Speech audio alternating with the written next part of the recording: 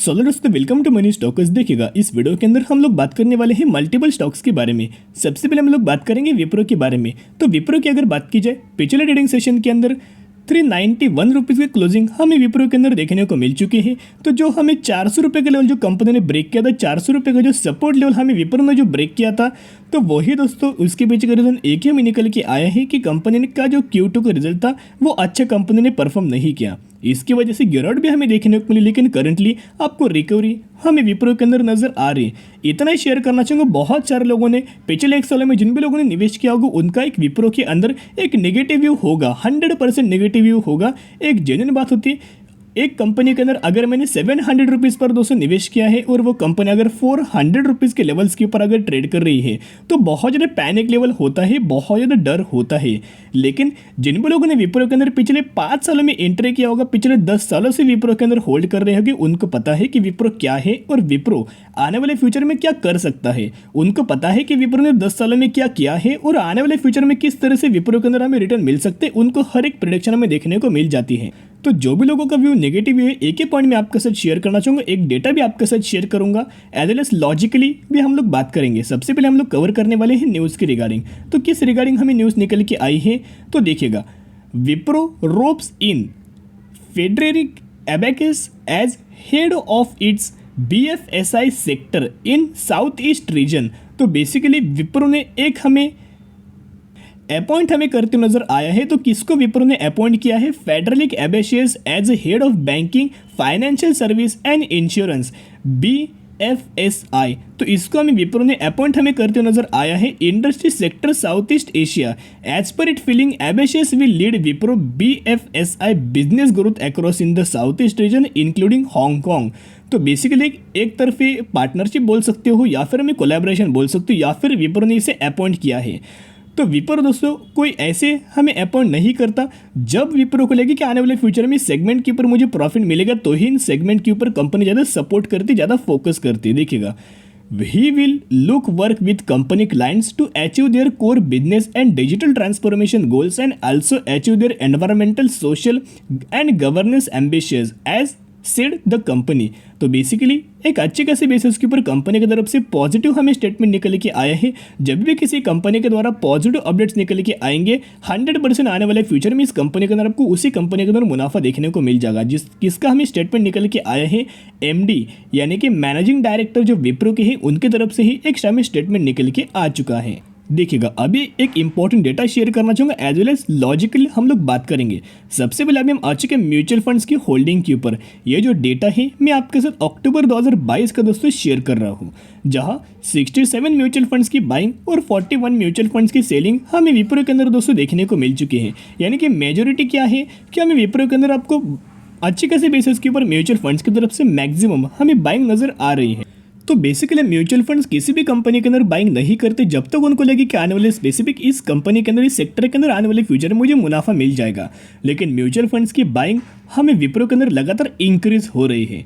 हर एक mutual fund ने, यानी कि बहुत बड़े बड़े फंड्स हाउसेस ने हमें विप्रो के अंदर बाइंग किया है। फॉर एन एग्जाम्पल, सुंदरम का एक फंड है जिन्होंने 3000 करोड़ की बाइंग हमें विप्रो के अंदर किया है। फिर एक निप्पॉन का एक मल्टी कैप फंड है जो 13,000 करोड़ 500 यानी कि 13,500 करोड़ की बाइंग हमें विप्रो के अंदर लगातार करते आपको नजर आ रहे हैं। फिर सुंदरम का एक डाइवर्सिफाइड फंड निकल के आए हैं जिन्होंने हमें 1700 रुपये करोड़ की हमें बाइंग हमें विप्रो के अंदर किया है।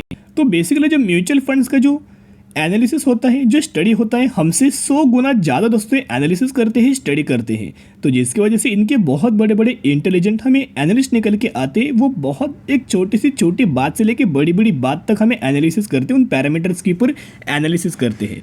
तो जिसकी वजह से अगर इनको पता है कि एक स्पेसिफिक कंपनी आने वाले फ्यूचर में हमें और ज़्यादा अच्छा परफॉर्म कर सकती है, तो ही दोस्तों किसी भी फंड के अंदर बाइंग करेंगे। ना कि ऐसे दोस्तों कोई बात निकली कि नहीं आ रही कि खुद अपने पैर के ऊपर दोस्तों कुल्हाड़ी मारेंगे, ऐसे दोस्तों नहीं करेंगे। तो जिसकी वजह से अगर इनको लगे कि एक स्पेसिफिक कंपनी के अंदर हमें गिरावट और आने वाले फ्यूचर में देखने को मिल सकती है, ग्रोथ हमें देखने को नहीं मिलेगी, तो हमें एक स्टेक दोस्तों कट करके भी निकल सकते हैं। लेकिन इन्होंने कुल मिलाकर स्टेक और ज़्यादा बाइंग किया है, तो एक पॉजिटिव हमें संकेत निकल के आए हैं। ज़रूर आपको पिछले एक सालों में पैनिक लेवल दोस्तों हमें देखने को मिले हैं, विप्रो ने बहुत ज़्यादा पैनिक किया है।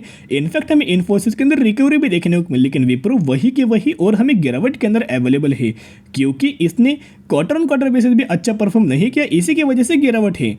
नेपॉन का एक फंड जहाँ 4,100 करोड़ की बाइंग हुआ है। HDFC का एक फंड जिन्होंने ऑलमोस्ट 3,800 करोड़ की बाइंग किया है। HDFC का एक इंडेक्स फंड जिन्होंने 6,700 करोड़ की बाइंग किया है। और हमें HDFC का एक टॉप 100 फंड निकल के आया है, 21,000 करोड़ की बाइंग इन्होंने किया है। तो दोस्तों कहने का मतलब इतना ही है कि अगर कंपनी के अंदर गिरावट हमें होने वाली है तो यहाँ म्यूचुअल फंड्स क्यों किसी भी कंपनी के अंदर बाइंग करे। इनफैक्ट हमें म्यूचुअल फंड्स की तरफ से भी नहीं, FIs की तरफ से भी हमें बाइंग दोस्तों विप्रो के अंदर हुआ है। बहुत बार मैंने आपके साथ डेटा शेयर कर चुका हूँ, तो जिसकी वजह से एक ही पॉइंट मैं आपके साथ शेयर करना चाहूँगा, आने वाले सब क्वार्टर्स के अंदर कंपनी अच्छा परफॉर्म कर सकती है, लेकिन तब कंपनी आपको 450 रुपये से 500 रुपये के लेवल्स तक हमें टारगेट दिए गए हैं। ब्रोकर्स के भी शानदार तरीके से टारगेट्स नजर आ रहे हैं। तो अगर आप विप्रो के अंदर बाइंग करना चाहते हो, buy on day strategy apply करना, जितना गिरे उतना इस कंपनी के अंदर जितना हो सके उतना खरीदना और लॉन्ग टर्म बेसिस के ऊपर होल्ड करना। शॉर्ट टर्म के हिसाब से आए हो तो शॉर्ट टर्म में कोई रिटर्न नहीं मिलने वाला। जो भी लोग लॉन्ग टर्म बेसिस के ऊपर निवेश करना चाहते हो उनको अच्छी खासी कंसिस्टेंटली कंपनी एक बिग वेल्थ आने वाले फ्यूचर में क्रिएट करके दे सकती है। अभी हम लोग बात करने वाले हैं एक कंपनी के अंदर स्प्लिट का बेनिफिट मिलने वाला है, यानी कि एक लास्ट चांस है, एक लास्ट मौका आपको इस कंपनी के अंदर मिलने वाला है, एक लास्ट चांस है। सही बात है। बेसिकली इस कंपनी का जो फेस वैल्यू है 5 है, एग्जीक्यूशन के बाद 1 के अंदर कन्वर्ट हो जाएगा, यानी कि 1:5 रेशियो के अंदर स्प्लिट का बेनिफिट आपको मिलने वाला है इस कंपनी के अंदर। तो अगर आपके पास इस कंपनी के 1 शेयर होंगे तो 1 के बदले 5 शेयर मिलेंगे, 10 के बदले 50 मिलेंगे, 100 के बदले 500 मिलेंगे और 1,000 शेयर के बदले आपको इस कंपनी के अंदर 5,000 शेयर मिलने वाला है। इसी रेशियो के अंदर इसी कंपनी के अंदर आपको स्प्लिट का बेनिफिट मिल जाएगा, जिसकी एग्जैक्ट अगर आप देखोगे 9 नवंबर निकल के आई है, यानी कि आज के दिन जो डेट है 8 नवंबर है। तो जो भी लोग इस कंपनी के अंदर 9 नवंबर, यानी कि अगर आप इस कंपनी के अंदर कल के दिन निवेश करेंगे तो ही आप एलिजिबल होंगे, तो ही आपको इसका बेनिफिट मिल जाएगा। तो दोस्तों हम लोग कौन सी कंपनी के बारे में बात करें जिसका प्राइसिंग 800 रुपीज़ है, मैक्सिमम के अंदर 1000% का रिटर्न इस कंपनी ने डिलीवर कर चुकी है। मार्केट कैप भी 2,500 करोड़ का निकल के आए हैं। एक स्मॉल कैप कैटेगरी से कंपनी बिलोंग करती है। और हम लोग बात करें स्टील स्ट्रिप व्हील्स लिमिटेड के बारे में, जो बिजनेस मदरसन सुमी करती है वही बिजनेस के ऊपर एक कंपनी काम करती है। ऑटो एसेसरी सेक्टर से यह कंपनी बिलोंग करती है। ऑटो के जो कंपोनेंट्स होते हैं वो कंपनी मैन्युफैक्चरिंग करती है और अच्छा खासा कंपनी का बिजनेस हमें नजर आ रहा है। तो ये भी कंपनी अच्छे हर एक पैरामीटर के अंदर ग्रोथ हमें नजर आई है, लेकिन फिर एनालिसिस की जगह, स्टडी की जगह उसके बाद दोस्तों आप निवेश करने की कोशिश कर सकते हो। ब्लाइंडली किसी के ऊपर आपको विश्वास नहीं रखना चाहिए। अब हम लोग बात करने वाले हैं कोल इंडिया के बारे में। कल के दिन आपको कोल इंडिया के अंदर एक शानदार तरीके से तेजी में नजर आ सकते हैं, जिसका अगर आप प्राइसिंग 250 रुपीज़ निकल के आया है। अगर आप मार्केट कैप भी देखोगे तो 1,54,000 करोड़ का मार्केट कैप हमें इस कंपनी का निकल के आए हैं। बेसिकली कंपनी एक लार्ज कैप कैटेगरी से बिलोंग करती है। इसका अगर आप डिविडेंड यील्ड देखोगे तो ऑलमोस्ट 7% का आपको इस कंपनी के अंदर हर साल रिटर्न मिलता है, डिविडेंड का बेनिफिट मिलता है। रिटर्न मिले या ना मिले, इस कंपनी के अंदर फिक्स आपको हर साल डिविडेंड 7% का बेनिफिट मिल जाता है। तो क्यों हमें कल के दिन आपको कोल इंडिया के अंदर जंप नजर आ सकती है, उसके पीछे का रीजन एक ही, कंपनी का Q2 का रिजल्ट। तो प्रॉफिट के अंदर अगर आप देखोगे 106% की जंप हमें ईयर ऑन बेसिस देखने को मिल चुकी है। 6,044 करोड़ की जंप हमें देखने को मिल चुकी है। एज वेल एज रेवेन्यूज के अंदर भी एक शानदार तरीके से जंप हमें ईयर ऑन बेसिस देखने को मिल चुकी है।